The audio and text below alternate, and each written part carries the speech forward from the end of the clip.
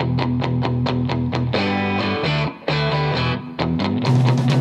is the Carl DeMaio Show. We give you the story behind the story. We're fighting to take back our state for a better California. Let's talk about debt, fiscal irresponsibility, tax and spend. That's right. Those used to be terms that Republicans talked about a lot, but I don't hear a whole lot of those issues being raised today in Washington, D.C., or let alone in Sacramento or local city halls. It seems as though the Republican Party has lost its way when it comes to fiscal discipline. And this is of great concern to me. And it should be of great concern to you because you're footing the bill. Think about it.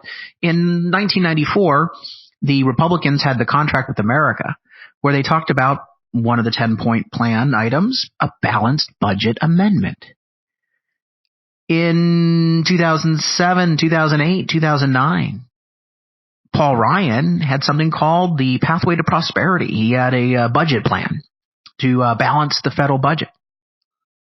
All of that seems to have been put to the wayside, and now we have, again, budgets every year that don't balance, members of Congress that don't get the budget done on time, so that creates great uncertainty in the federal agencies as to what they can and cannot spend. It's a very bad way to run an organization, very inefficient. And of course, the national debt has now topped $23 trillion, and it's climbing higher and higher every day. Now, into this mix, Democrats are wanting to do even worse. Republicans are sitting idly by while this happens, and part of their responsibility is that they're spending money that we don't have. They're not pumping the brakes. They're not raising any sort of concern or issue.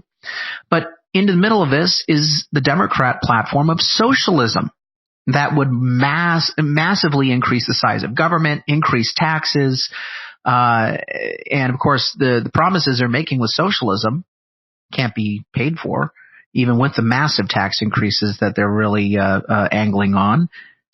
It's going to create even more debt, more obligations, more entitlement, more outlays. But it's kind of hard to push back against socialism in the name of fiscal responsibility when the Republican Party hasn't been fiscally responsible. So I wanted to start out by framing this issue as a failure of both political parties to be financially responsible, fiscally conservative. And Democrats are taking this as an opportunity to offer socialism, knowing that Republicans don't have any credibility to raise any concern about the price tag of socialism, because when have they concerned themselves with the size of government or how much money we're spending?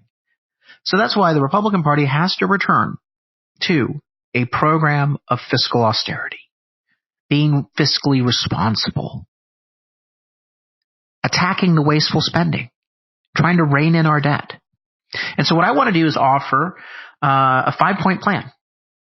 Over the New Year's, I tweeted a 5-point plan to deal with politicians' excessive spending habits. Since everyone was in the mood for New Year's resolutions, I laid out these 5 points over Twitter, but I wanted to go into more detail in this podcast on the fiscal reforms. First and foremost, in order for us to get fiscal responsibility restored, we have to put in place a constitutional amendment for a balanced budget. Republicans need to get back to the requirement of a balanced budget, and that is the overall goal that we should always have in our federal government.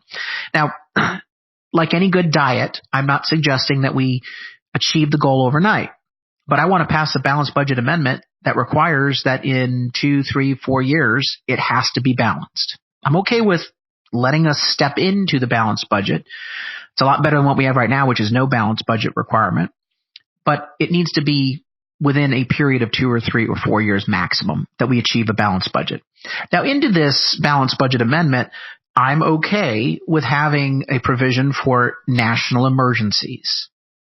But other than that, balance your damn budget. Live within your means. Don't spend more money than you take in. So the first thing that we have to do is get the Republican Party, members of Congress, senators, even our president, to commit to enacting a constitutional amendment for a balanced budget.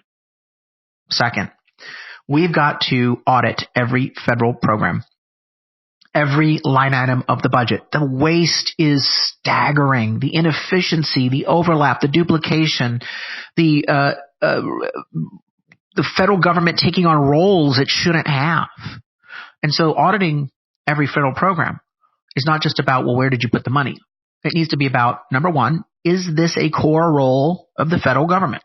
If the answer is no, transfer it back to the states, the localities, or the private sector or the nonprofit sector. If it is a role of government, is the program optimally managed and designed to achieve a good result? What are the performance measures? What's the trend over time? How do we set milestones?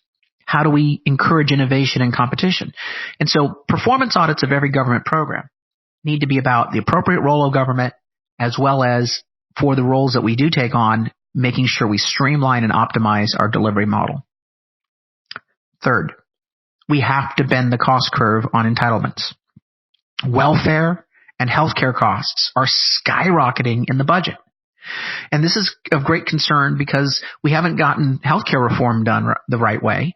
I talked about this when I laid out my Freedom Care plan a few months ago. It's my replacement plan for Obamacare. That will make healthcare more affordable and more accessible to millions of Americans without government subsidies or interference.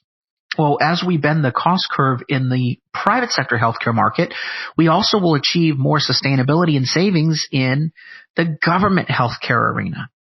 So things like Medicare and Medicaid will become far more solvent and sustainable if we can drive down the cost of providing healthcare to folks in those programs.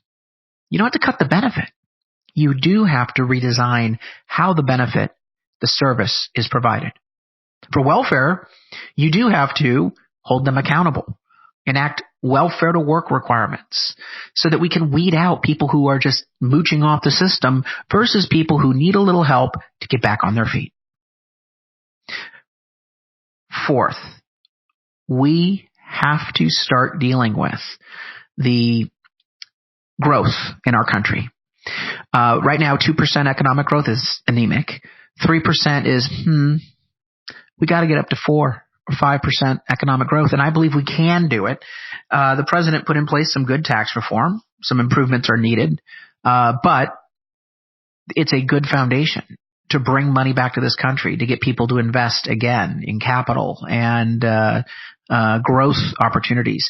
But where we are falling down is we still have a lot of regulation to cut at the federal level, but more importantly, states and localities are choking the job market, the job engine. California is the perfect example of a state that's basically declared war on small business and job creators. And so you can't have a 3 or 4 or 5% economic growth achieved in a country if your largest state, California, is like an anvil around your neck and you're trying to swim. So we've got to start demanding that states stop trying to foul up the national economy.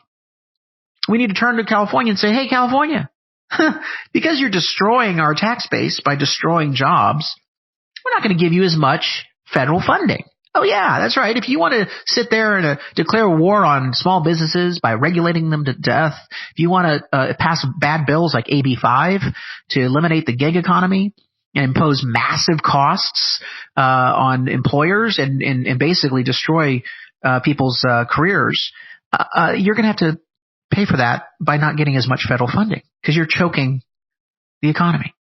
And when you choke the economy, we get less federal revenues. And we get less federal revenues, too sad for California. We're going to take it from your hide.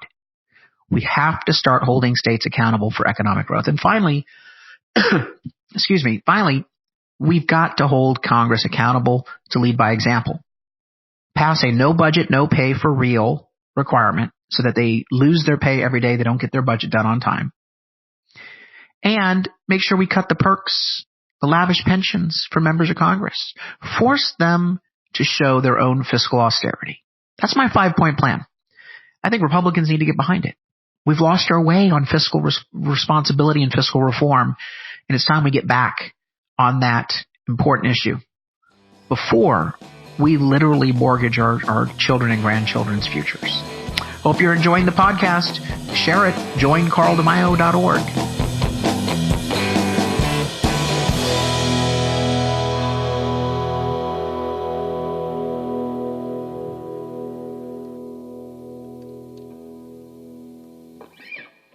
This podcast was paid for by Carl DeMaio for Congress. I'm Carl DeMaio, and I approve this message.